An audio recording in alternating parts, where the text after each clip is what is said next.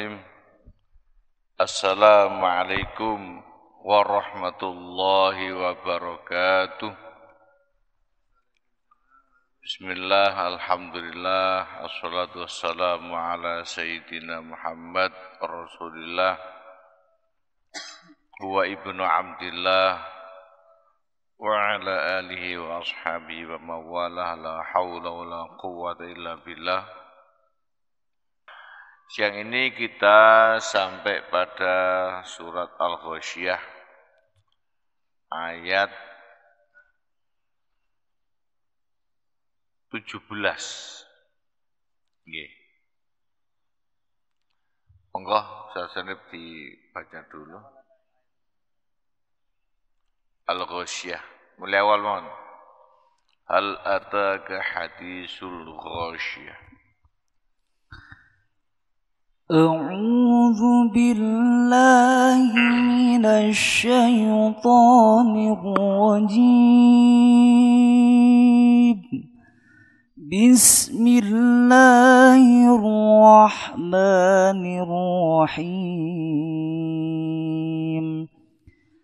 هل أتاك حديث الغاشية وجوه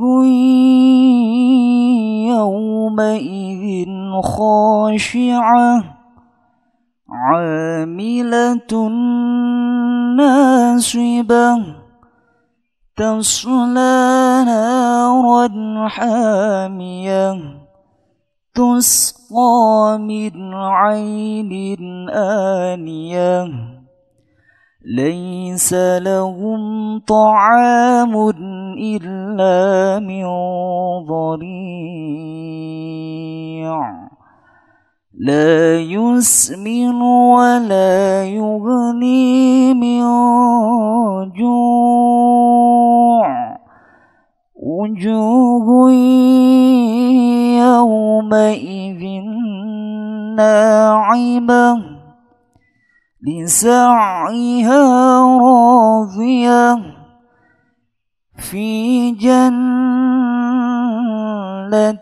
عالية لا تسمع فيها لاغية فيها عين جارية فيها سرر مرفوعة وأكواب موضوعة ونمارق مصفوفة وزرابي مبثوثة أفلا ينظرون إلى الإبل كيف خلقت وإلى السماء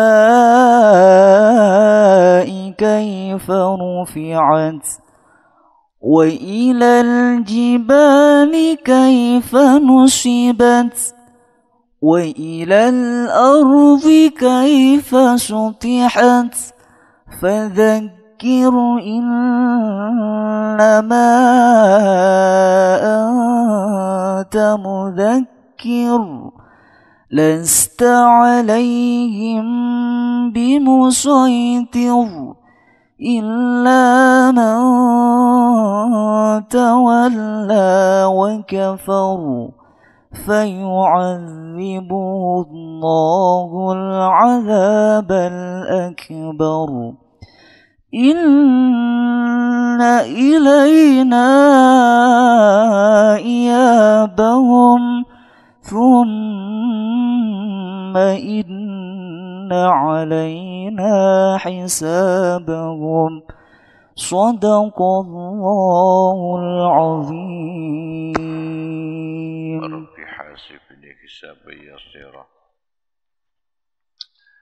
صدق الله العظيم صدق رسول الكريم ونحن على ذلك من الشهيدين. Ayat 18 atau ayat 17.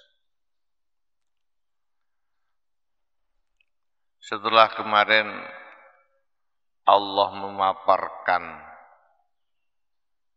tentang surga dan neraka, membuat narasi perbandingan, maka ayat berikutnya Allah mengajak kita untuk mengamati dunia. Karena dunia ini tempat untuk mencari bekal hidup di akhirat.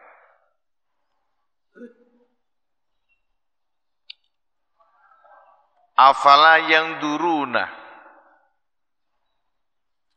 apa toh ora nyawang ya kufar ilal ibili marang unta, kaifa kepriye khuliqat den dadekaken ya ibil. Ini Allah mengajak kita untuk mengamati unta. Unta itu bagaimana kok bisa dicipta? Nah, tentunya melalui proses biologis yang rumit sebagaimana manusia dan spesies yang lain. Ada yang menarik ketika unta itu diangkat. Satu tentu karena Quran ini diturunkan di tengah-tengah orang Arab, yang diangkat tentunya yang paling akrab dengan orang-orang Arab. Ya tidak mungkin lah kalau misalkan Quran diturunkan di Jawa, mengambil contoh unta itu tidak mungkin. Kalau di sini ya mungkin embek, kambing atau yang lain, yang lebih umum. Lah yang kedua, unta ini istimewa. Makhluk yang jadi kendaraan utama mengatasi panasnya padang pasir, baik panas udaranya maupun panas tanahnya yang diinjak. Bagaimana itu Allah mereka mengkonstruksi telapak kaki unta tahan panas menghadapi panasnya padang pasir. Bagaimana pula Allah mengkonstruksi unta tahan haus menghadapi panasnya udara dan iklim. Lah, itu suguhan Allah bagi kita untuk diteliti. Yang dulu Kiai Bisri memaknainya nyawang. Kalau di pondok-pondok itu dimaknai ningali, bisa juga dimaknai berpikir. Ningali melihat dengan pandangan akal. Makanya ada munadharah, ada majelis munadharah.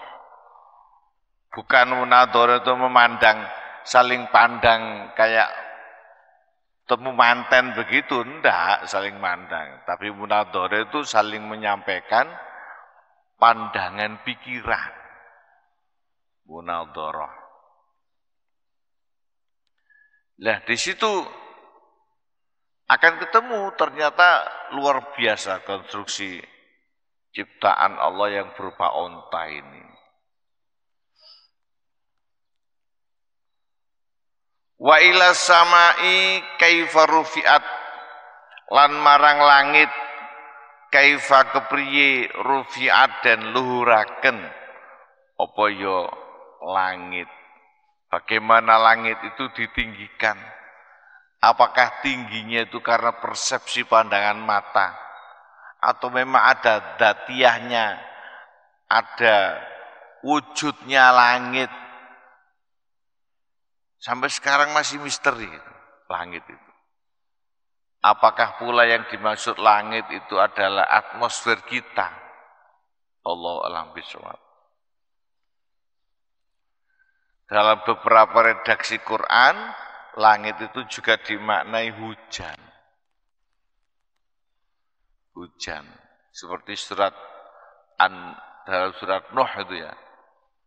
Istaghfiru rabbakum innahu kana ghaffara yursilis samaa alaikum midror. Allah menurunkan sama. Sama itu kan langit di sini. Tapi yang dimaksud adalah hujan. Ai alma minas sama. Langit. Sama sendiri itu berasal dari kata samaun. Sama itu yang di atas sama.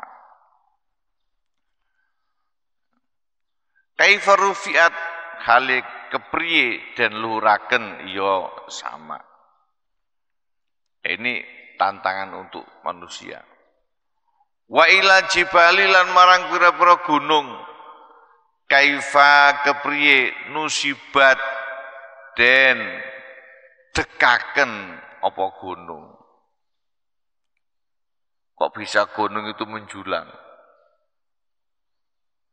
Menjulangnya itu kok tidak teratur. Kadang menjulang itu dari landasan yang di permukaan bumi, ada juga menjulang itu dari landasan di dalam laut. Ternyata kan banyak fenomena itu, gunung berapi di dalam laut. Itu juga musibat. Wa ilal ardi lan marang bumi kaifa kepriye sutihat dan beber yo aret. Dan beber ini dihamparkan. Padahal bumi ini menurut kesepakatan para ilmuwan itu kan bulat. Kok bisa kita lihat itu lalu menjadi datar? Ketika kita mengarungi laut kelihatan datar. Kok bisa bulat? Nah, itu perlu kita cerna. Akhirnya muncul teori relativitas. Ya, kalau sekian derajat lengkungannya itu masih dalam persepsi pandangan mata normal dianggap bulat.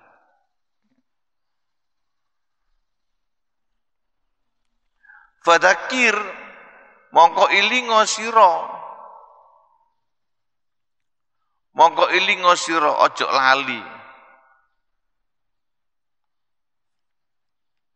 Lah, ini beda dengan kemarin ya. Lafadznya sama, tapi Kiai Bisri memaknainya dengan makna yang berbeda. Dan itu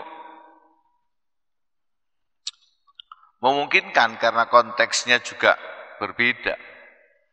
Fadzakir ilingo sira. Sebutlah nama Allah. Mengingat nama Allah dengan melihat pada ciptaannya. Innama angta angin mestine utawi sira iku mudzakir, wong kang ngelingaken. Orang yang menyampaikan peringatan, nasihat. Allah memerintahkan kita mengamati fenomena-fenomena di dunia ini, meneliti makhluk-makhluknya. Tapi ingat, jangan terjebak pada keasikan menikmati suguhan Allah di dunia. Ingat, suguhan Allah itu ada penciptanya, yaitu Allah. Dan ingat bahwa suguhan-suguhan itu tidak dicipta muspro atau tanpa maksud. Ma khalaqta hadza batila. Itu ingatkan Muhammad, ingatkan bahwa makhluk-makhluk yang kucipta itu ada maksudnya agar ingat pada Sang Pencipta. Dan dalam banyak ayat Allah juga menarik ya, kesadaran kita untuk meneliti diri sendiri selain mengajak, memerintahkan untuk meneliti lingkungan, juga menarik, mengajak, memerintahkan untuk meneliti diri sendiri. Wa fi anfusikum afala tubsirun. Coba, onta demikian hebat, gunung sedemikian dahsyat, langit sedemikian mengagumkan, bintang, matahari, macam-macam, hebat luar biasa. Tapi jangan lupa, dalam dirimu sendiri itu juga ada keajaiban-keajaiban. Kamu meneliti satu sistem saja dalam tubuhmu. Pernafasan misalkan, bagaimana udara masuk ternyata melalui mekanisme beda tekanan ketika rongga dada dibuka, lalu udara masuk. Lalu udara diserap paru-paru, paru-paru diserap oleh darah yang ada di pembuluh kapiler, oleh udara yang sudah diserap tadi, diedarkan ke seluruh tubuh, dimanfaatkan untuk energi dan macam-macam. Satu sistem saja, mengagumkan. Belum lagi sistem saraf, waduh rumitnya minta ampun itu. Otak sebagai sumber saraf, kerja saraf, mengontrol semua. Ternyata saraf itu selain sebagai detektor rasa ya, atau sensor rasa. Ya, kita merasakan panas, dingin, kan ada sensornya di sini. Kita merasakan manis, pahit di lidah, itu kan ada sensornya di sini. Itu melalui saraf semua. Selain itu saraf itu juga menjadi pengirim sinyal untuk gerak. Bagaimana mata kita berkedip, gerakannya yang halus. Bagaimana tangan kita menggenggam, gerakannya yang kasar. Ya.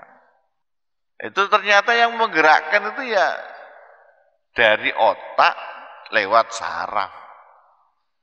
2 jalur, sensor dan alat gerak. Dan itu satu sistem yang sangat luar biasa. Dahsyatnya, belajarnya bertahun-tahun. Belajar bertahun-tahun pun belum bisa meniru dengan persis, baru memahami. Lah, organ secanggih itu lalu ada orang ngomong, itu tercipta secara kebetulan, katanya ada teori begitu, tercipta secara kebetulan. Lalu menurut akal itu ya tidak nalar, kok bisa kebetulan itu ceritanya. Kembali ke ayatnya, fadzakir innama anta mudzakir, ingatkan Muhammad, ingatkan akan pencipta manusia dan pencipta alam semesta ini. Masya Allah, lah inilah kita fadilahnya ngaji itu. Ya, ngaji itu mengingatkan kita agar tidak terlena dalam hiruk pikuk dunia, tidak terlena dalam rutinitas, agar kita tahu kemana arah kehidupan kita ini. Saking pentingnya ngaji, ya, agar kita tahu bagaimana berkehidupan. Allah menjanjikan lewat Rasulullah pahala ngaji itu tinggi sekali. Dalam kitab Qawaimut Tughyan, para ulama mengatakan ngaji sesaat itu sama dengan ibadah 70 tahun. Ya. Dalam kitab Qawaimut Tughyan itu, kok bisa begitu? Iya, karena orang mengaji itu, orang belajar, mempelajari ilmu itu, jadi tahu arah kehidupan, tidak ngawur dalam berkehidupan, tidak ngawur dalam berpikir, tidak ngawur dalam berucap dan bertindak. Innama anta mudzakir, lasta ora ana sira alaihim ing atase kufar iku bimusaitirin, bisa nguasai. Sampean jenengan Nabi Muhammad, Anda wahai Muhammad, hanya menyampaikan, tukang penyampai, ya, juru dakwah. Ilaman angin ing wong tawalla kang mingu yoman wa kafar lan kafir yoman. Orang-orang yang berpaling dan tidak mau menggunakan akalnya untuk memahami fenomena alam, memahami ciptaan Allah, dan memahami maksud dan tujuan penciptaan semesta ini, mereka berpaling. Fayu'adzibuhu mongko nyiksa hu ing man tawalla. Mereka-mereka itulah yang akan disiksa Allah. Fayu'adzibu mongko nyiksa hu ing man tawalla sapa Allah al-adaba kelawan siksa al-akbar kang agung. Masyaallah. Naudzubillah.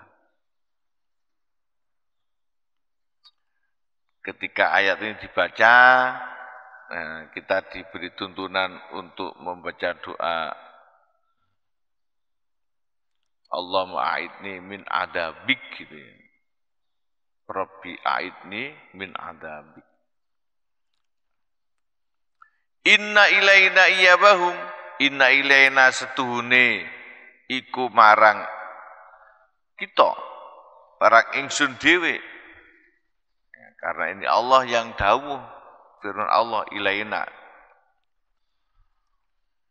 Iyabahum utawi baline ya menungso. Sampaikan Muhammad bahwa mereka itu semuanya ketika mati tidak selesai urusannya, mereka akan kembali menghadap padaku dan akan mempertanggungjawabkan apa yang dilakukannya. Summa inna alaina mongko nulis setune iku ing ngatasi ingsun dhewe hisabahum hisabe menungso. Lah untuk apa dihadapkan kembali kepada Allah? Untuk dihisab, dievaluasi. Seperti ayat-ayat yang kemarin ya. Bagaimana gambaran amal kita dicatat dan diupload kepada yang namanya kitabum markum, kitab yang diceking, diindeks. Lah itu sampaikan Muhammad agar mereka itu tidak tersesat dan agar mereka tidak seenaknya sendiri. Mudah-mudahan keterangan ini menjadi ilmu yang manfaat bagi kita semuanya. Al-Fatihah. A'udzubillahi minasyaitonir rajim. Bismillahirrahmanirrahim. Iyyaka na'budu wa iyyaka nasta'in. Ihdinas shiratal mustaqim. Shiratal ladzina an'amta 'alaihim ghairil maghdubi 'alaihim waladdallin. Amin. Wassalamualaikum warahmatullahi wabarakatuh.